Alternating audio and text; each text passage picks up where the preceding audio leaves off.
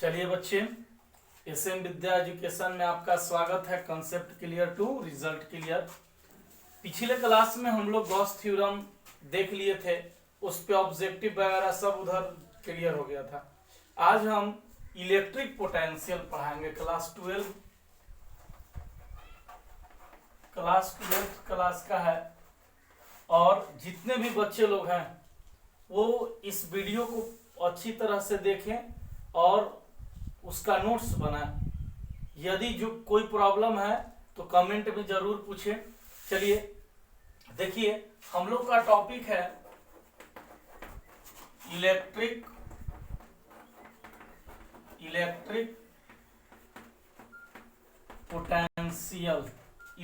Potential. ये जो है इलेक्ट्रिक पोटेंशियल का हिंदी होता है विद्युतीय विभव। अब सभी लोग 10 मिनट ध्यान से सुनिए कि मैं इलेक्ट्रिक पोटेंशियल के बारे में कैसे बता रहा हूं, फिर इस पे हम आपसे पूछेंगे, आप बताइएगा। हम कोशिश कर रहे हैं लगातार कि जितने भी बच्चे, 5 ही बच्चे हैं जो देख रहे हैं वीडियो, या 10 ही बच्चे हैं, एकदम पूरी तरह से उनको कंसेप्ट क्लियर हो जाए, जिससे कि उनको दिक्कत नहीं हो आगे। हम लगातार प्रयास में ये है कि आप जो है लॉकडाउन में भी पढ़ाई से जुड़े रहें, और 10-10, 15 मिनट, 20-20 मिनट का वीडियो आपके पास भेज रहे हैं कि ज़्यादा प्रेशर नहीं हो, और जब मन करे वीडियो देख लीजिए, इसके साथ आगे बढ़िए। चलिए देखिए, इलेक्ट्रिक पोटेंशियल। अच्छा एक बात बताइए, पोटेंशियल का हिंदी में क्या बोला? विभव। अब बात बताइए, पहली बात कि एक टैंक है और एक बोतल है। अब बताइए, टैंक और बोतल में हम एक पाइप से जोड़ दिए तो पानी किस में जाएगा? टंकी से बोतल में जाएगा कि बोतल से टंकी में आएगा? चलिए देखिए, तो अब आपको लग रहा होगा कि सर समझ गए, टंकी से बोतल में आ रहा होगा। मैं बता दूं कि ये पूरी तरह गलत है। टंकी से बोतल में पानी नहीं आएगा। अब कहीं कि क्यों नहीं आएगा? हम उसका लेयर देखते हैं। लेयर किसका ऊपर है? टंकी से भी बोतल में पानी जा सकता है, बोतल से भी टंकी में आ सकता है। ये कहना गलत होगा कि सर टंकी से बोतल में जाएगा। नहीं, आप पहले पूछिए उसका लेयर किसका ज्यादा है। पानी से कुछ नहीं होता है, लेयर किसका है। यदि नीचे बोतल रखेंगे, पानी जो है टंकी से बोतल में जाएगा, लेकिन ये बोतल को ऊपर रखेंगे तो बताओ, ऊपर बोतल रखेंगे तो पानी किधर से किधर जाएगा? बोतल से टंकी में जाएगा। जाएगा कि नहीं? बस उसी तरह का कुछ ये इलेक्ट्रिक पोटेंशियल। दूसरी बात एक और बताते हैं। एक ऑब्जेक्ट ये है, ये ऑब्जेक्ट बी है, इसके पास जो है 400 जूल एनर्जी है और इसके पास 800 जूल एनर्जी है। अब बोलेंगे कि हम एक दूसरे को संपर्क में ला दिए, तो बताइए उष्मा, हीट ए से बी में जाएगा कि बी से ए में आएगा? चलिए देखिए, आप लोग क्या सोच रहे हैं, हम समझ गए कि सर समझ गए बी से ए में जाएगा, लेकिन यहां सही आंसर होगा कि हम ये नहीं अभी बता सकते हैं कि ए से बी में जाएगा कि बी से ए में जाएगा, क्योंकि हीट के लिए हमको टेम्परेचर याद रखेंगे। टेम्परेचर, अब इसके लिए लेवल देखना है, इसका लेयर देखना है और इसका टेम्परेचर देखना है। टेम्परेचर किसका ज्यादा होगा तो ज्यादा से कम में आएगा। यदि इसका टेम्परेचर ज्यादा हो जाए तो ए से बी में जाएगा, और यदि इसका टेम्परेचर ज्यादा हो जाए तो बी से ए में आएगा। जैसे मान लो कि एक व्यक्ति ये है, दूसरा ये है।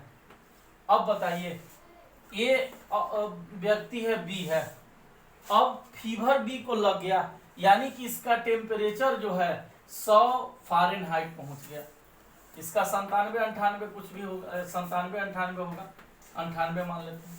तो अब देखिए, इन दोनों संपर्क में आएगा तो बी से ए में आ जाएगा कि ए से बी में? सही आंसर है बी से किस में? ए में। क्यों?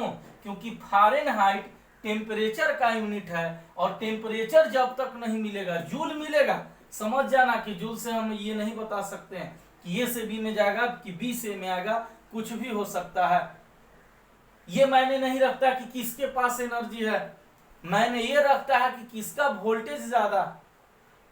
तो इसीलिए यहाँ आपको क्लियर होगा कि हो गया कि बी से ए को एनर्जी मिलेगा। देखिएगा जब गर्मी के दिन में आता है तो चापाकल के पानी ठंडा लगता है और ठंडे के दिन में गर्म। तो बताइए क्या कोई ठंडा के दिन में अंदर गर्म करने जाता है? नहीं। आपको पता होगा कि अंदर का टेम्परेचर कांस्टेंट रहता है और बाहर का चेंज करने के कारण अंदर वाला जो है आपको गर्म ठंडा लगता है। यदि गर्मी के दिन है तो बाहर एकदम गर्म है लेकिन नीचे वाला पानी आपको ठंडा इसीलिए लगता है क्योंकि बाहर का जो है वातावरण गर्म है। यदि ठंडा के दिन है तो ठंडा के दिन में आपको अंदर वाला पानी गर्म लगेगा, बाहर वाला जो वातावरण है, पानी है, वो आपको ठंडा लगेगा। देखिए मान लीजिए कि 40 डिग्री सी है, वाटर का टेम्परेचर 40 डिग्री सी है।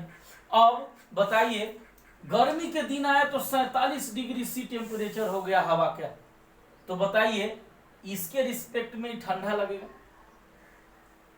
लेकिन जब ठंडा आता है तो 4 डिग्री सी टेम्परेचर हो जाता है, तो इसके रिस्पेक्ट में गर्म। ये चेंज नहीं कर रहा है, चेंज ये कर रहा है, ये बेचारा कांस्टेंट है, लेकिन इसको गर्म ठंडा हम लोग देख लेते हैं।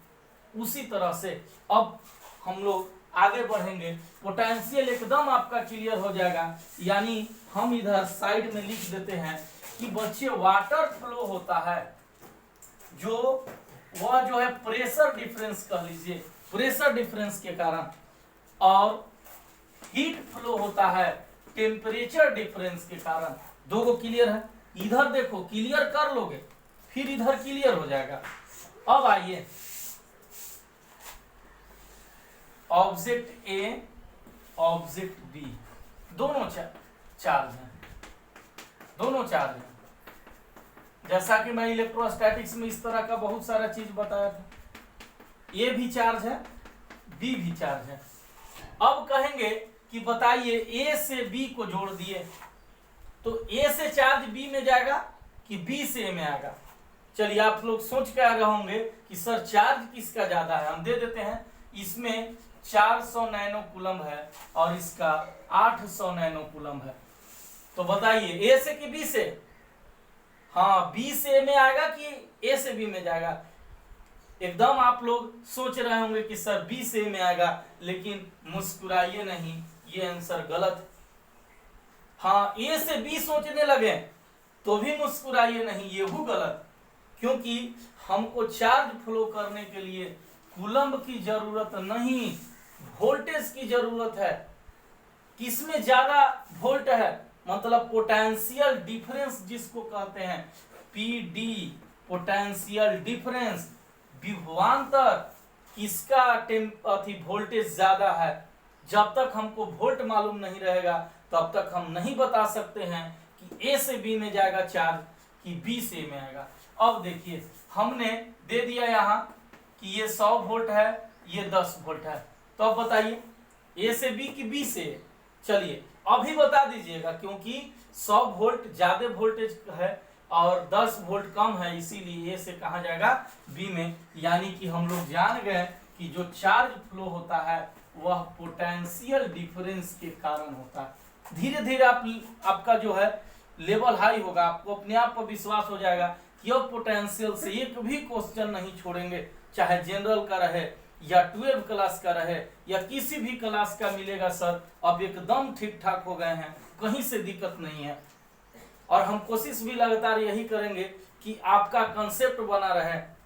रटने के लिए बहुत सारा है, रट जाओगे तुम भूल जाओगे, लेकिन एक बार कंसेप्ट समझ में आ गया तुम एक भी क्वेश्चन छोड़ोगे नहीं, एकदम अपनी ईमानदारी से अपने समझ से बना लोगे। चलिए यहाँ तक आपने बहुत अच्छा किया कि सर देखिए वोल्टेज देखेंगे, एकरा में क्या देख रहे थे, तो हम इसमें टेम्परेचर देख रहे थे और इसमें हम लोग लेयर देख रहे थे। यानी कि चार्ज फ्लो होता है विभवांतर के कारण, उष्मा फ्लो होता है तपांतर के कारण, और द्रव प्रवाह होता है, माने वाटर फ्लो करता है दबांतर के कारण। एकदम याद हो जाएगा, पानी तो दबांतर, उष्मा तो तपांतर, चार्ज तो विभवांतर। दबांतर, तपांतर, विभवांतर याद रखेंगे। ये तीन चीज दुनिया में फ्लो होता है। एयर के बारे में हम बताएंगे दूसरी चीज। ये तीन चीज फ्लो होता है तो याद रखेंगे, चाहे तो दबांतर के कारण, दूसरा तपांतर और तीसरा विभवांतर। ये तीन चीज है। तो चलिए हम लोग का आज जो है सिलेबस इसी पे चलेगा। हम लोग इसी पर पूरी तरह से देखेंगे कि कैसे और ठीक किया जा सके। चलिए हम लोग तो क्लियर हो गया कि सर वाटर फ्लो करेगा तो देख लेंगे कि जिसका लेयर ज्यादा होगा उससे कम लेयर वाला में जाएगा। अब देखेंगे उष्मा, उष्मा में जिसका टेम्परेचर ज्यादा होगा उससे कम टेम्परेचर वाला में जाएगा। और चार्ज में देखेंगे कि जिसका विभवांतर ज्यादा होगा तो कम विभवांतर से ज्यादा से किधर जाएगा, कम की ओर। चलिए एक बात और, आपके पास कोई बैटरी ए दिया, एक बैटरी बी दिया। अब कहेगा कि बताइए ए से बी चार्ज होगा कि नहीं होगा, बी से ए? तो हम अभी कुछ नहीं बता सकते क्योंकि हमारे पास डिफरेंस नहीं दे रहा है। यदि ये कह देगा कि 10 वोल्ट का है, ये 12 वोल्ट का है, तब बता सकते हैं क्या ए से बी चार्ज होगा। नहीं, बी किसको चार्ज करेगा, ए को। इधर क्लियर हो गया। यानी कि पोटेंशियल डिफरेंस दिया रहेगा तब तुम बता दोगे कि सर समझ गए कि 12 वोल्ट से चार्ज आएगा 10 वोल्ट में और इसका वोल्टेज बढ़ेगा। और बताइए कब तक चार्ज करेगा। तो चार्ज बहुत ईमानदार होता है, जब तक कि वोल्टेज समान नहीं हो जाएगा तब तक वो चार्ज करेगा। वाटर का फ्लो कब तक होता है, जब तक कि दोनों का लेयर बराबर नहीं हो जाए। देखिएगा नाली से पानी जाता है गड्ढा में, गड्ढा एकदम भर जाए, नाली के लेवल में आ जाए, तो पानी डालोगे तो क्या नाली से गड्ढा में जाता है, नहीं, लेयर बराबर नली बंद। तुम अक्सर देखोगे जो है बारिश के दिन आता है तो गड्ढा वगैरह भर गया। अब तुम्हारे जो है कि तुम्हारे घर से जो नाली निकली हुई है वो जो है गड्ढे में जाती है तो उसका लेवल यदि नाली के लेवल के जैसे ही आता है या पानी बहना बंद हो जाता है, वो कहते हैं कि बाढ़ आ गया या फिर वाटर नहीं खींच रहा है। तो इसीलिए हम लोग यहाँ देखते हैं कि वोल्टेज किस में ज्यादा है, वोल्टेज ज्यादा से कम वोल्टेज में आता है। चलिए यहाँ तक खूब बढ़िया से समझ रहे हैं, है ना। चलिए इसके आगे जो है हम लोग अब है क्या ये समझ रहे हैं। पोटेंशियल है क्या, इसका डिफिनेशन हम लोग देखेंगे कि पोटेंशियल क्या है। इलेक्ट्रिक पोटेंशियल, इसका नाम है विद्युतीय विभव। विद्युतीय विभव क्या है, आप लोग 10th क्लास में भी पढ़े होंगे कि एकांक धनावेश को अनंत से, एकांक धनावेश को अनंत से किसी बिंदु तक लाने में जितना कार्य किया जाता है उसी को कहते हैं पोटेंशियल। इलेक्ट्रिक पोटेंशियल कहते हैं। अनंत माने कहां से, अनंत का मतलब कहां से, अनंत का मतलब बताइए आप लोग। अनंत माने आप लोग सोच रहे हो बहुत दूर से आता है, सर हम नहीं बता सकते अनंत माने अनंत नहीं। अनंत का मतलब मैं बता देता हूं कि जैसे तुमको बताइए अधिकतम मानव नेत्र कितने दूरी तक देख सकता है, हाँ अनंत दूरी तक, 25 सेंटीमीटर नहीं, अनंत दूरी। अब अनंत दूरी में आप बताइए कि हमको क्या, हम अपने घर में रहते हैं तो बगल के व्यक्ति को व्यक्ति नजर आता है, अनंत तो देखते हैं। लेकिन ये दीवार के बाहर, ये बोर्ड के पीछे क्या हो रहा है, क्या हमको कुछ नजर आ रहा है, नहीं आ रहा है। तो अनंत तक कैसे देख सकते हैं, बात तो हुआ कि अनंत तक देख सकते हैं, लेकिन याद रहे कि हमारे फील्ड से ये बाहर हो गया। उसी तरह से कोई कहेगा कि अनंत से लाए हैं तो समझ जाना कि सर समझ गए, अनंत का मतलब कि फील्ड से बाहर, अनंत का मतलब कि फील्ड से बाहर। जैसे हम किसी क्लासरूम में पढ़ा रहे हैं, उस क्लासरूम में बैठे बच्चे हमारे फील्ड में हैं, जहां ही उन लोग बदमाशी करने लगता है हमारे फील्ड में है तो हम फोर्स लगाना शुरू करते हैं, डांटते हैं उसको, है ना।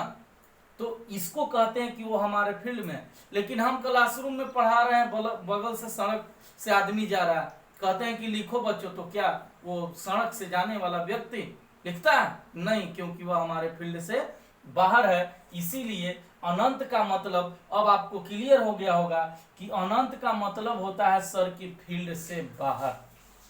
फील्ड से बाहर, अनंत का मतलब फील्ड से बाहर। चलिए, तो इसका हम लोग यहां तक समझ लिए। एक दो और बातें बढ़िया से गौर से सुनेंगे, तब जो है डिफिनेशन वगैरह को देखेंगे। अनंत से किसी बिंदु तक लाए हैं, अनंत से किसी बिंदु तक, तो क्या स्पीड में लाएंगे?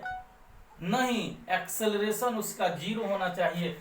कोई plus Q charge, unit charge को पकड़ के हम धीरे धीरे लाएंगे, तब पोटेंशियल जनरेट होगा। ध्यान देना, ये नहीं कि यहां से उठा के एक बार यहां रख दिए ए पॉइंट, और ये से उठा के बी पर ये चेंज करते रहे। नहीं, एक्सेलरेशन उस समय 0 होना चाहिए, तो क्या हो जाएगा? पोटेंशियल जनरेट हो जाएगा। अब चलिए इसका हम लोग डिफिनेशन लिखते हैं। लिखिए, एकांक धनावेश को अनंत से किसी बिंदु तक लाने में किए गए कार्य को विद्युतीय विभव कहते हैं। एकांक धनावेश को अनंत से किसी बिंदु तक लाने में किए गए कार्य को विद्युतीय विभव कहते हैं। चलिए पैराग्राफ चेंज करके, ये बहुत ही इंपॉर्टेंट है। विभव किसी वस्तु के उस अवस्था को बताता है, विभव किसी वस्तु के उस अवस्था को बताता है, पैराग्राफ चेंज करके लिखेंगे कि वह आवेश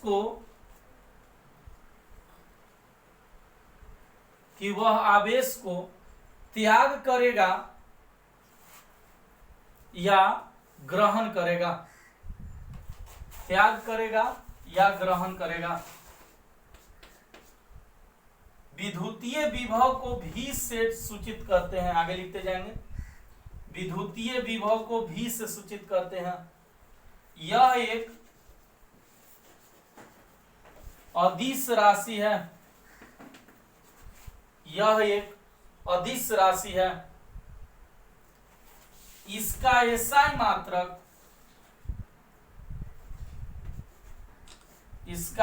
मात्रक जूल पर कूलम या वोल्ट होता है।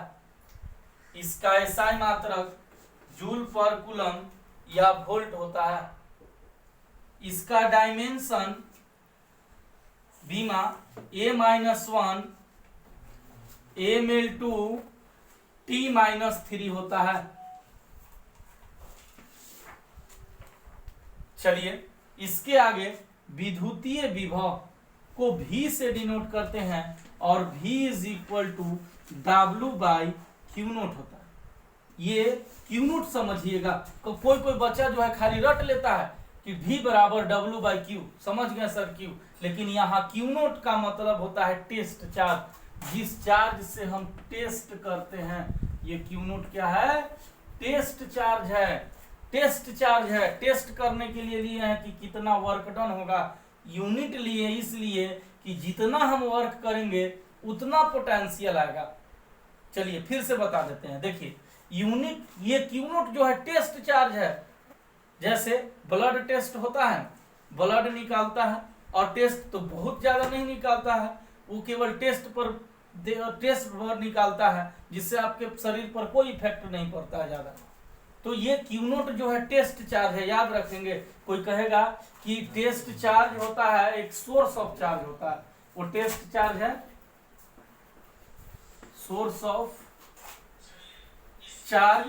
सोर्स ऑफ चार्ज अब एक है टेस्ट चार्ज, ठीक ना। ये टेस्ट ऑफ चार्ज है और दूसरा है सोर्स ऑफ चार्ज, ठीक ना। तो कोई कहेगा कि W/Q note test of charge है कि सोर्स ऑफ चार्ज है? सही आंसर है कि टेस्ट ऑफ चार्ज है। चलिए एक बार फिर से सुन लीजिए, पूरा क्लियर हो जाएगा। एकांक धनावेश को अनंत से किसी बिंदु तक लाने में किए गए कार्य को विद्युतीय विभव कहते हैं। ये unit the work done by a unit positive charge the work done by a unit positive charge brings from infinity to a point that is called क्या, इलेक्ट्रिक पोटेंशियल। यानी कि एकांक धनावेश को अनंत से किसी बिंदु तक लाने में किए गए कार्य को विद्युतीय विभव कहते हैं। विभव उस अवस्था को बताता है कि वह वस्तु आवेश को ग्रहण करेगा या त्याग करेगा। विद्युतीय विभव को भी से सूचित करते हैं। यह एक कौन राशि है, अदिश राशि, याद रखेंगे यह अदिश राशि है। इसका SI मात्रक जूल पर कूलम या वोल्ट होता है। अब इसकी बीमा A-1 ml2T-3 होता है। अब V is equal to W/Q0 इसका फॉर्मूला है। W क्या है, वर्क है, ये वर्क है, और Q0 क्या है, टेस्ट ऑफ चार्ज है। याद रखेंगे यह जो है टेस्ट ऑफ चार्ज है, मतलब कि ये सोर्स नहीं है, टेस्ट ऑफ चार्ज है, हम जिससे टेस्ट कर रहे हैं एकांक धनावेश है। अब जो है यहां तक समझिए कि ये जो है हम लोग अभी जो है नीचे जो मतलब मकान बनता है तो कैसे आदमी नींव डालता है, तो हम लोग अभी दीवार खड़ा किए हैं। अब इस पे ऑब्जेक्टिव वगैरह चलेगा और खूब बढ़िया से हम लोग मजे में बनाएंगे। इसके बाद आप से इलेक्ट्रिक पोटेंशियल का एक भी क्वेश्चन नहीं छूटेगा, हम अगले दिन बताएंगे। ऐसे आप आज सोच के आइएगा, दे देगा कि प्लस क्यू चार्ज विभव उत्पन्न करता है, धनात्मक कि ऋणात्मक कि दोनों, कि विभव उत्पन्न नहीं करता। आप सोच के आइएगा प्लस चार्ज कौन विभव उत्पन्न कर सकता है, धनात्मक कि ऋणात्मक कि दोनों, कि इनमें से कोई नहीं, या फिर कोई विभव उत्पन्न नहीं करता है। आप सोच के आइएगा। अगले दिन हम इसी तरह के अच्छे अच्छे सवालों से आपको भेंट कराएंगे, जिससे आपको लगेगा कि एकदम हमको क्लियर हो गया। और हम लगातार प्रयास कर रहे हैं कि आपके संपर्क में रहें। हमें इससे बहुत कुछ लाभ होना नहीं है, ये बात आप भी समझ रहे हैं, लेकिन हम समझ रहे हैं कि यदि हमें हमारे YouTube पर पढ़ाने से एक दो भी बच्चे सफल हो जाते हैं तो हमारा यहाँ पढ़ाना समझिए कि काफी महत्व रखता है। एक दो बच्चा भी अच्छा कर पाता है तो हम समझ गए कि YouTube पर पढ़ाना हमारा सार्थक रहा। वैसे चलिए अब अगले दिन मिलेंगे।